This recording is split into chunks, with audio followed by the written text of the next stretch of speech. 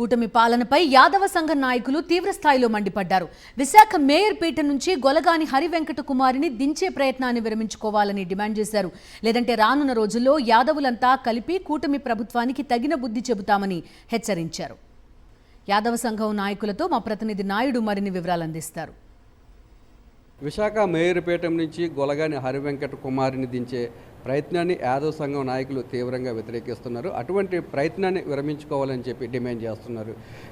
దీనికి సంబంధించిన మరిన్ని విషయాలు మనతో మాట్లాడడానికి విశాఖపట్నానికి చెందిన యాదవ సంఘం నాయకులు ఉన్నారు. సార్ చెప్పండి, ఈ మేయర్ని దించే ప్రయత్నాన్ని ఏ విధంగా చూస్తారు?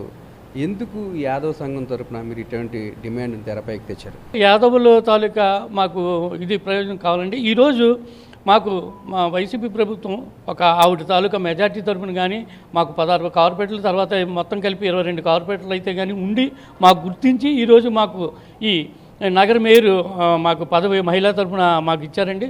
దాన్ని నిర్విఘ్నంగా కార్పొరేషన్లో ఫుల్గా అన్ని చేస్తూ బస్సులో వచ్చి ఆవిడ ఇది చేస్తూ బస్సు పేర్లు బాగా ఇచ్చేస్తూ క్లీన్లో కూడా ఆవిడ చాలా అవార్డు తీసుకున్నారండి. అలాంటి ఆవిడని సౌమ్యురాలు వాళ్ళ కాంట్రవర్సీ లేని పర్సన్ ఆవిడని అయితే మేము కంటిన్యూ చేయవలసిందిగా కోరుచున్నాం.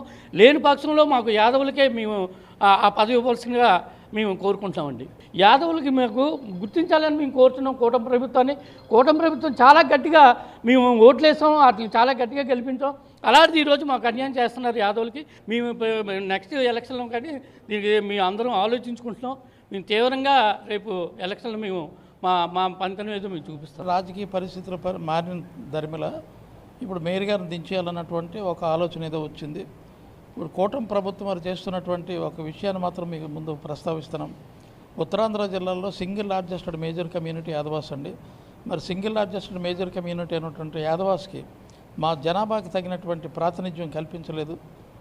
ముఖ్యంగా పల్లా శ్రీనివాస్ గారు 90,000 మెజార్టీ మీద గెలిస్తే అతను రాష్ట్ర అధ్యక్షుని చేశారు. అలాగే వంశీకృష్ణ శ్రీనివాస్ గారు 55,000 మెజార్టీ మీద గెలిస్తే అతన్ని ఈ జిల్లాకి జనసేన పార్టీకి అధ్యక్షుని చేశారు. తర్వాత మాకు ఏ పదవులు కూడా ఇవాళ వరకు ఇవ్వలేదండి. యాదవ ఫైనాన్స్ కార్పొరేషన్ ఉమ్మడి జిల్లాలు కల్పించారు. విశాఖపట్నం జిల్లాకు పదవి ఇవ్వడం మానేశారు. యాదవాసుని మేయర్ పదవి నుంచి దించేయడం వల్ల ఏముందంటే మానసికమైనటువంటి ఆందోళన యాదవాసులు మొదలైందండి. ఎందుకంటే యాదవుల్ని అంటే రాజకీయ పార్టీలు అంటే కూటమి ప్రభుత్వం కానివ్వండి రాజకీయ పార్టీలు మొత్తం వీళ్ళందరూ కూడా ఏంటంటే గౌరవించడం లేదన్నటువంటి భావన మా అందరిలో కలుగుతుందండి. వీళ్ళందరూ కూడా ఒక రకమైనటువంటి నిరాశతో ఉన్నారు. రానున్న రోజుల్లో తమ కార్యాచరణ కూడా రూపొందిస్తామని చెప్పి యాదవ్ సంఘానికి చెప్పిన నాయకులు స్పష్టం చేస్తున్నారు. కెమెరా శంకర్తో నాయుడు, విశాఖపట్నం నుంచి.